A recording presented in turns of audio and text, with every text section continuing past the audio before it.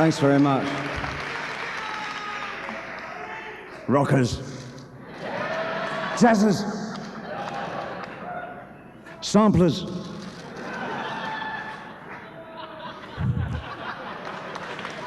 That was rockers, jazzers, samplers. That was a fantastic concert last night. Yeah, really. I think both Wayne and myself were just so moved to hear our compositions coming back at us through your ears and abilities. It was dynamite. You don't know how much we appreciated that. It was great. Rockers. I chatted with some of the students last night, and I asked one of them if he could give me a good joke to start today off with, and also his worst fear. And he said, I'll give you both. How does a tuba player answer the telephone? Hello, Domino's?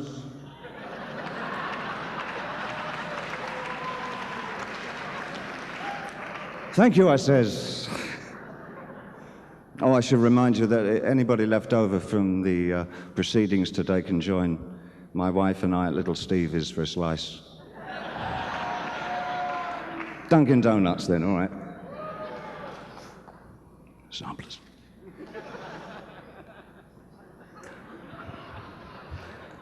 I've got a message here from, well, this message is actually for administration, from my sometime collaborator and a fellow musician, Reeves Gabrels, ex-alumni.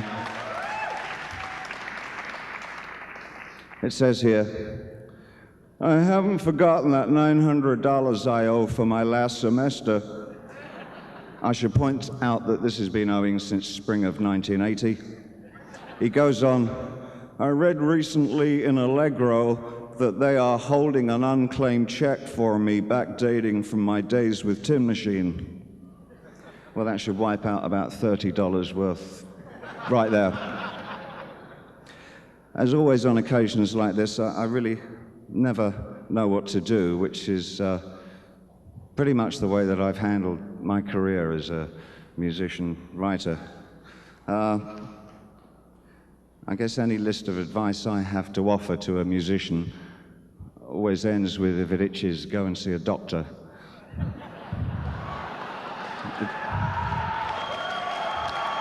Real world. And that's not going to be of any help today. My sometimes collaborator, Brian Eno, described himself as a non-musician. In fact, he had it, or he tried to get it put into his passport as his work definition. Non-musician? Made any records? Of course not, I'm a bloody non-musician. Anyway, I describe myself, I think, as a bit of a non-musician. I took classes initially after seeing the Little Richard Band on a film with, at that time, Britain's foremost baritone jazz player, Ronnie Ross. I was about, as I say, 14, and I gave him a phone. I found his number in the phone book, and he very kindly took me on.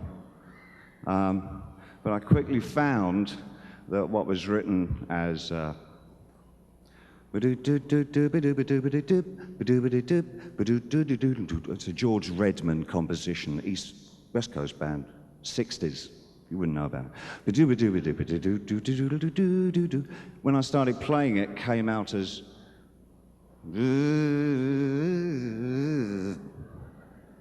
so it seemed that, I guess, authenticity and a natural form of expression wasn't going to be my forte. In fact, what I found that I was good at doing and what I really enjoyed the most was the game of what if.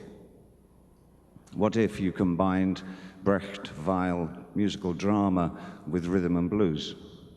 What happens if you transplant the French chanson with the Philly sound? Will Schoenberg lie comfortably with Little Richard? Can you put haggis and snails on the same plate? Well, no, but some of the ideas did work out very well. So I learned enough saxophone and guitar and what's euphemistically called composer's piano to get my ideas over to proper musicians, as we have here tonight. And then I went on a crusade, I suppose, to change the kind of information that rock music contained. I adored Coltrane, Harry Partch, Eric Dolphy, Velvet Underground, John Cage, Sonny Stitt. Unfortunately, I also loved Anthony Newley, Florence Foster Jenkins, Johnny Ray, Julie London, the legendary Stardust Cowboy, Edith Piaf, and Shirley Bassey. A word about Shirley Bassey. During the very early days of Ziggy Stardust, we often used to play these fairly grotty clubs called the working men's clubs. They were sort of like nightclubs, but you got a cheap meal, the whole family would come, a round of beer, a rock act, a stripper, sometimes one and the same. Well, backstage one night, I was desperate to use the bathroom. I was dressed in my full battle finery of Tokyo Space Boy and a pair of shoes high enough that it induced nosebleeds. And I went up to the promoter and I said, actually I tottered over to the promoter and I asked, could you please tell me where the lavatory is? And he said, yeah, look down that corridor. On the far end of that wall, you see that sink? There you go. I said, my good man, I'm not taking a piss in a sink. He said, listen, son, if it's good enough for Shirley Bassey, it's good enough for you.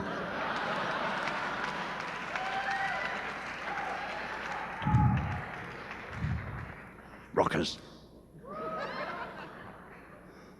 From which I learnt that mixing elements of bad taste with good will often produce the most interesting results.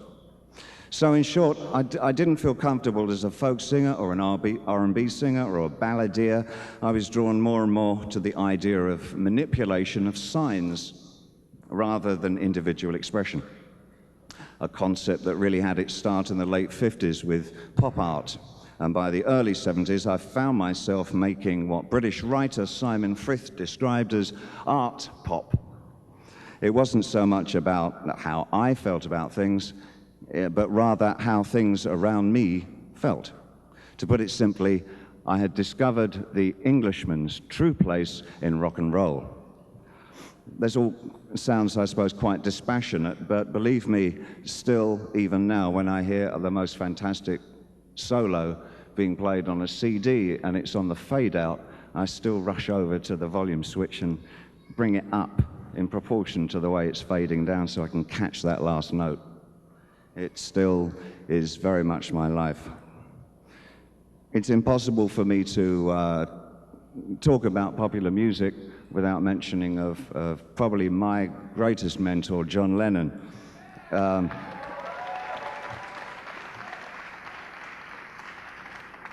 Rocker. I guess he defined for me at any rate how one could twist and turn the fabric of pop and imbue it with elements from other art forms, often producing something extremely beautiful, very powerful, and imbued with strangeness. Also, uninvited, John would wax endlessly about any topic under the sun and was over-endowed with opinions. I immediately felt empathy with that. Whenever the two of us got together, it started to resemble Beavis and Butthead on Crossfire. But the most seductive thing about John was his sense of humor. Surrealistically enough, we were first introduced in about 1974 by Elizabeth Taylor. Miss Taylor had been trying to get me to make a movie with her. It involved going to Russia and wearing something red, gold, and diaphanous. Not terribly encouraging, really. I can't remember what it was called. It wasn't on the waterfront anyway, I know that. We were in LA, and one night she had a party to which both John and I had been invited. I think we were polite with each other in that kind of older, younger way. Although there were only a few years between us, in rock and roll, that's a generation, you know. Oh boy, is it ever. So John was sort of, oh, here comes another new one. And I was sort of, it's John Lennon. I don't know what to say. Don't mention the Beatles, you'll look really stupid. And he said, hello, Dave. And I said, I've got everything you made, except the Beatles.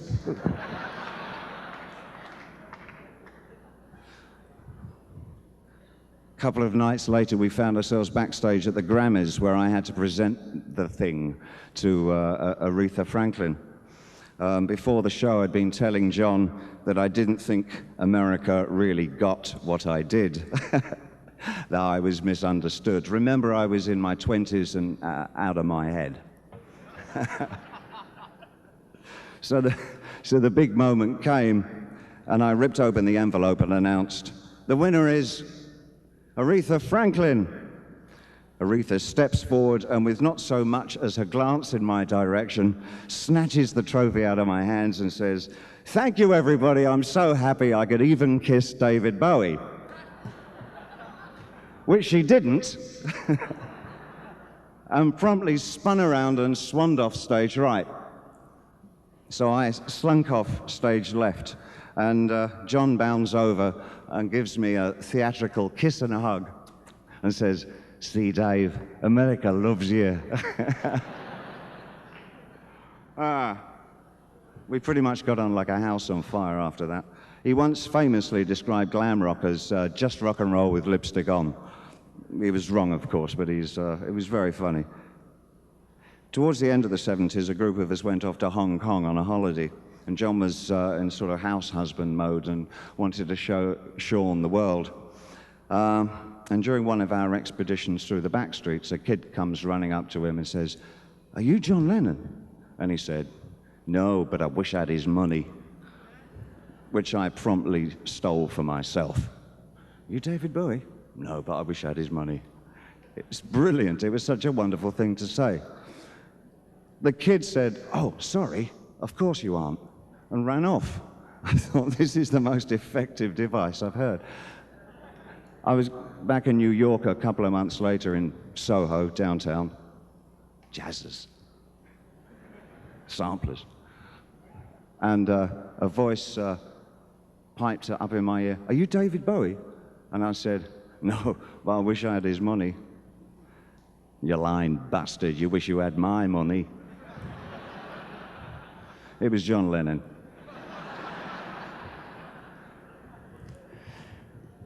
These are just a few moments from my life. This moment is very definitely yours. Thank you so much for indulging me for the last 10 minutes. I hope I've made it reasonably interesting for you. Music has given me over 40 years of extraordinary experiences.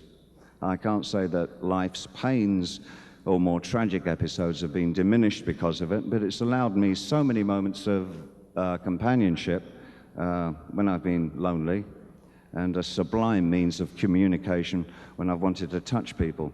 It's been both my doorway of perception and the house that I live in. I only hope that it embraces you with the same lusty life force that it graciously offered me. Thank you very much, and remember, if it itches, play it.